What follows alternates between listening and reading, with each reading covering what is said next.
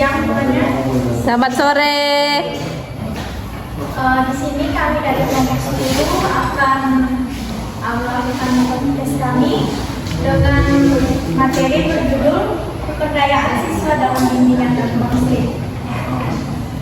Di sini kita kedatangan bintang tamu. Yang pertama ada Kak Rini, ada Kak Nia dan juga Kak Indiana. Nah, sebelum masuk ke pertanyaan, kita akan memaparkan sedikit mengenai apa sih itu pemberdayaan siswa dalam bimbingan dan konseling. Nah, jadi pemberdayaan siswa dalam bimbingan dan konseling merupakan sebuah pendekatan yang menekankan pada peningkatan kapasitas dan potensi siswa agar mereka dapat mengambil keputusan dan tindakan secara mandiri untuk mencapai tujuan hidupnya. Nah, pendekatan ini juga berfokus pada membantu siswa untuk mengembangkan kepercayaan diri mereka, kemandirian dan tanggung jawab mereka. Adapun beberapa tujuan dari pemberdayaan siswa dalam bimbingan dan konseling, salah satunya yaitu meningkatkan kesadaran diri siswa dan potensi mereka. Pada pertanyaan pertama untuk Mbak Nia, pertanyaannya, strategi apa yang dapat kakak lakukan sebagai guru BK dalam mendorong siswa dalam mengambil tanggung jawab tugas dan kewajiban mereka? Silakan Kak. Di sini ada 3 strategi untuk mendorong siswa dalam mengambil tanggung jawab atas tugas dan kewajiban mereka. Yang pertama ada diskusi kelompok, memfasilitasi diskusi kelompok tentang pentingnya tanggung jawab dan bagaimana itu mempengaruhi kehidupan siswa. Yang kedua ada pemecahan tujuan, membantu siswa menetapkan tujuan yang spesifik terkait tanggung jawab mereka dan merencanakan langkah-langkah untuk mencapainya. Dan yang ketiga ada ujian dan kemampuan, memberikan ujian dan kemampuan kepada siswa menunjukkan tanggung jawab yang baik sebagai cara untuk memperkuat perilaku tersebut. Oke, jadi ada 3 strategi dari kakak. Selanjutnya kita akan tanya kepada Kak Rini.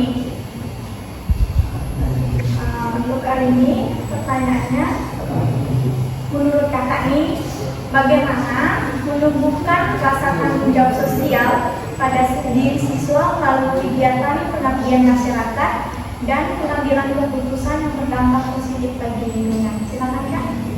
Menumbuhkan rasa tanggung jawab sosial pada diri siswa melalui kegiatan pengabdian masyarakat dan pengambilan keputusan yang berdampak positif bagi lingkungan dapat dilakukan dengan beberapa cara yang lebih efektif. Nah, di sini ada 4 langkah yang dapat diambil. Yang pertama, integrasi kurikulum, pendidikan karakter atau integrasi pendidikan karakter ke dalam kurikulum, fokus pada nilai-nilai seperti empati, tanggung jawab, dan kepedulian sosial. Yang kedua, kegiatan pengabdian masyarakat. Proyek sosial, adakah proyek pengabdian masyarakat seperti membersihkan pantai, menanam pohon, atau membantu di panti asuhan. Proyek ini bisa dilakukan secara rutin agar siswa terbiasa dan merasakan dampak positif dari tindakan mereka. Yang ketiga, pengambilan keputusan yang berdampak positif. Simulasi dan role playing. Adakah simulasi atau role playing tentang pengambilan keputusan yang berdampak sosial dan lingkungan? Ini membantu siswa memahami konsekuensi dari keputusan mereka. Yang terakhir, kegiatan debat dan diskusi. Organisasi debat atau diskusi membahas isu-isu lingkungan dan sosial, sehingga siswa dapat melihat berbagai perspektif dan pentingnya keputusan yang bijaksana.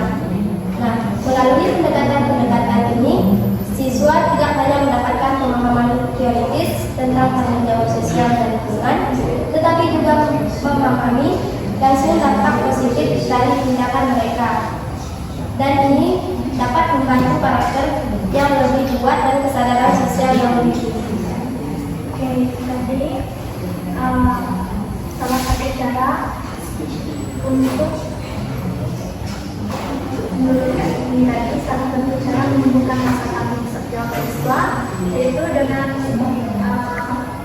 Masih ada? Kita kembali kepada Kak Indiana. Kak Indiana, saya ingin tanya.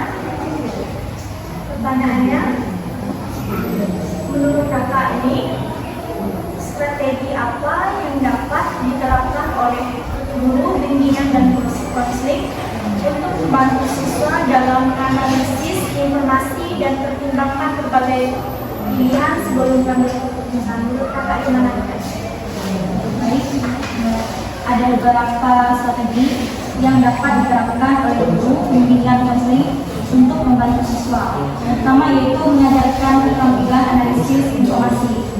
Nah, di sini guru bimbingan konseling dapat mengajarkan siswa keterampilan analisis informasi yang baik, seperti mengidentifikasi sumber informasi, mengevaluasi kemudian informasi dan memahami implikasi dari informasi yang diberikan. Kemudian yang kedua itu mendorong diskusi dan refleksi. Guru dapat mendorong siswa untuk berdiskusi tentang informasi yang mereka terima. Contohnya yaitu memberikan pertanyaan asumsi dan merenungkan implikasi dari informasi tersebut. Nah, diskusi kelompok juga dapat membantu siswa melihat berbagai sudut pandang. Kemudian yang ketiga yaitu menggunakan studi kasus. Guru dapat menggunakan studi kasus untuk membantu siswa memahami bagaimana orang lain menghadapi situasi serupa, bagaimana mereka menganalisis informasi dan bagaimana mereka membuat keputusan. Kemudian yang terakhir yaitu menggunakan teknik permainan peran. Nah, melalui teknik ini, permainan peran, guru dapat membantu siswa melihat berbagai perspektif dan mempertimbangkan konsekuensi dari setiap pilihan yang mereka buat. Terima kasih Kak atas jawabannya. Kita kembali lagi kepada Kaknya. Saya akan memberikan pertanyaan kembali. Jadi pertanyaannya, menurut kakak ini, bagaimana peran seorang guru BK dalam membantu siswa yang mengalami kesulitan belajar dan pulang? Menurut kakak, bagaimana nih Kak cara mengatasi siswa yang mengalami